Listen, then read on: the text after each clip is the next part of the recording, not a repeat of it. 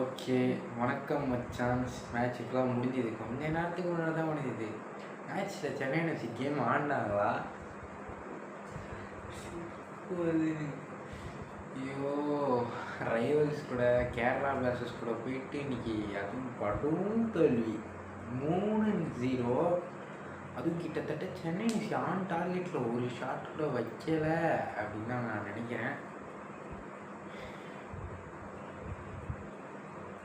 அதாவது Chennai FC without corner shields is equal to டம்ப்புன்ற மாதிரி இருந்தது இன்னைக்கு கேம் பிளே.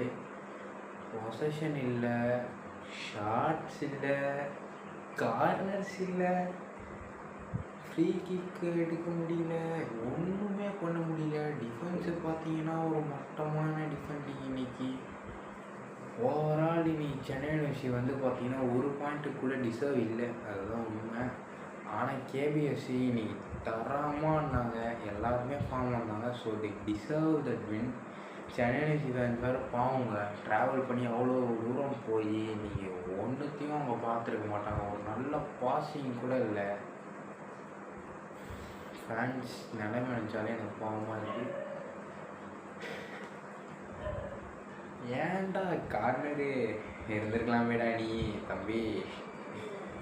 பொசஷன் பார்த்தீங்கன்னா எல்சினோ, ஐயோ எல்சினோ டிஎம்எஃப் தான் நல்லா ஆட மாட்டானா. ஃபஸ்ட்டு டிஎம்எஃப் தான் ஆடின மாதிரி இருக்குது. பட் அவன் ஒரு கிளியர் பாஸ் கூட இன்னைக்கு சென்னை எஃப்சி நல்லா போட்ட மாதிரி கூட இல்லைங்க இன்னைக்கு.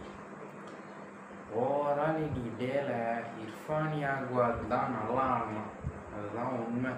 இர்ஃபான் யாகுவான் நல்லா ஆடணும். ரயன் எட்வர்ட்ஸ் கொஞ்சம் நல்லா டிஃபென்ஸ் பண்ணான். வந்தார் ஏதோ பரவாயில்ல, அவ்வளோதான். டோட்டலாக அவ்வளோதான். வேறு யாருமே கேம் இருந்த மாதிரி கூட தெரியலடா. ஜார்டன் ஒரு பியூர் சான்ஸு. அதுக்கப்புறம்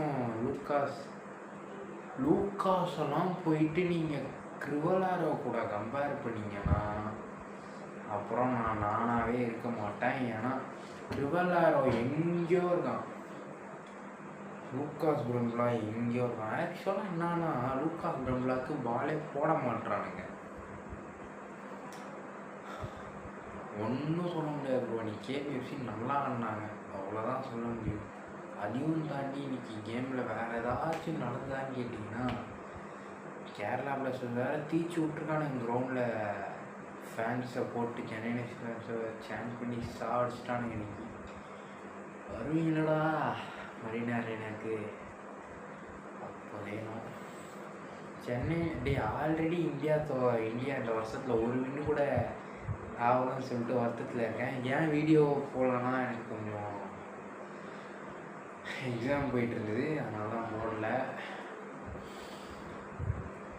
அதுவும் தாண்டி முடியல, என்னத்த சொல்ல. கடைசியாக மேட்ச்சுக்கு கிரவுண்டில் போய் பார்த்து நல்லா ஆடினானுங்க. கார்னர் ஷீல்ட்ஸ் ஏன்டா இல்லை, இன்றைக்கி ஒரு ஷேப்பே இல்லைங்க. ஃபஸ்ட் ஹாஃபில் ஏதோ நல்லா ஆடினானுங்க, செகண்ட் ஹாஃபில் ஏதோ சுத்தமாக நல்லா இல்லை. கோல் வாங்கினோடனே கொஞ்ச நேரம் ஏதோ புஷ் பண்ணானுங்க, அதுக்கப்புறம் சுத்தமாக புஷ் பண்ணல. ஓவராலாக இன்றைக்கி சென்னை எஃப்சி ஒன்றுமே பண்ணல, அதுதான் உண்மை. கேமில் ஒரு 2 எல்லோ கார்டு தான், எந்த ஒரு ஃபவுலும் பண்ணல. 2 டீமுமே ஃபவுல்லாம் பண்ணல. அவனுக்கு செதுக்குனானுங்க, பாஸ் ஆடுறானுங்க. கிட்டத்தட்ட நோவாவும் எல்லாம் உட்காந்து ப்ரோ. நோவா ராகுல் கேபி இன்னைக்கு கோல் அடித்தான், ஹாப்பி ஃபார் ஹிம். நான் அடுத்ததாக போயிட்டு ஆல்ரெடி மேன்செஸ்டர் யுனைடெட் லீடில் இருக்காங்க.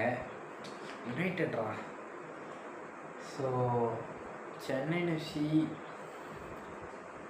என்ன பண்ணணும்னா டீம் ஜெல்லாகிறதுக்கு டைம் கொடுத்தாச்சு. ஆனால் இனிமேல் வந்து கம்யூனிகேஷன் இருக்கணும், ஒரு நல்ல கேம் பிளேவை காமிக்கணும். பொசஷன் வச்சுக்கலாம், அவனுக்கு அது தப்பு இல்லை. பொசஷன் வச்சு ஆடலாம். இர்ஃபான் நல்லா தான் ஆடினா இன்னைக்கு, வேறு யாரும் இல்லை ப்ரோ. முடியலடா டே. அதாவது லூக்காஸ் பார்த்தீங்கன்னா ஓப்பன் சான்ஸுங்க, ஓப்பன் சான்ஸ், அதை கிளியராக அடிக்கணும், அதை கூட ஓடுறான். என்னடா ஆடுறீங்க டே அப்படின்றது அன்றைக்கி. ஸோ ஃபேன்ஸ் பார்க்குறவங்க பாருங்கள், சென்னை எஃப்சி கண்டிப்பாக கம்பேக் கொடுக்கும்னு சொல்லிட்டு நம்புவோம். அடுத்த மேட்ச் வர எம்பிஎஸ்சி கூட. சரி, அடுத்த வீடியோவில் சந்திப்போம். கூடிய சீக்கிரத்தில் இந்தியன்